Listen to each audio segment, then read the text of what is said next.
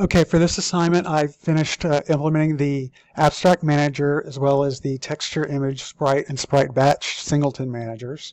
I use that to display 3 batches of sprites, each with 4 individual sprite batches in them. I also use the input systems to be able to conditionally render. So if I press spacebar, I can toggle the rendering of one of the individual sprite batches. I also played with the animation system. If you can see that this guy is rotating, cycling through each of these sprites.